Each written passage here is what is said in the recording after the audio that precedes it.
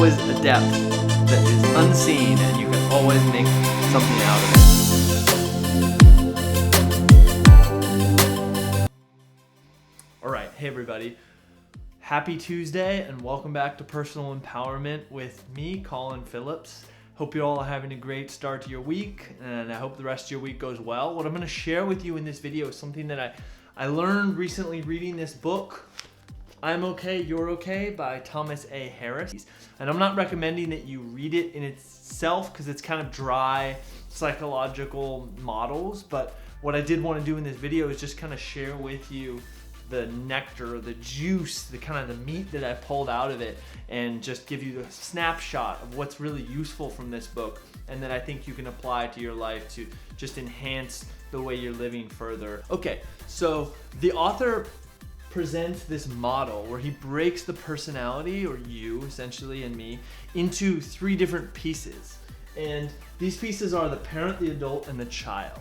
And two of them are actually recordings from your first years of life. So 0 to 5 is what he says, but generally like when you were really young. The author describes this personality within you called the parent, which is really a recording of what your parents did, because it's a recording of the external world when you were really young. So it kind of becomes this taught concept of life. So I found this to be really interesting.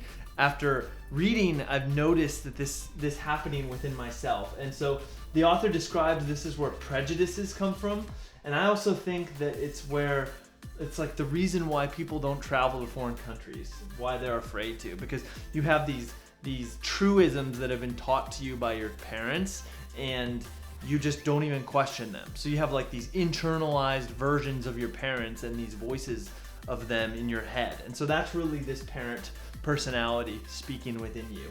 And it's constantly feeding your adult mind with memories or truisms or such like that. And the next part that the author talks about, this personality within you, is called the child. And it's a recording of the emotions that you experience from age 0 to 5. The interesting thing here is that they, like the parent personality, these recordings never go away, but they kind of resurge themselves within you as emotional experiences that you can't necessarily explain. So one example is when you really just don't want to do something, like taking out the trash, for example, you just don't want to do it, and you get like this anger, and it's coming from a place of just pure emotion.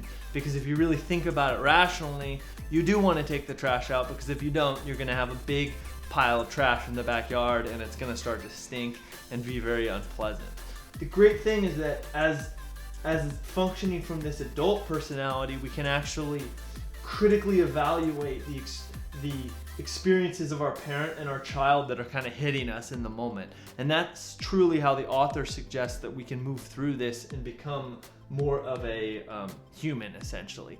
And so I hope this model is helpful for you. I have found it super helpful since I've read this book, because I've had moments where I felt the child coming out and I just noticed that like I was experiencing emotions that I couldn't really explain, and I just took a step back.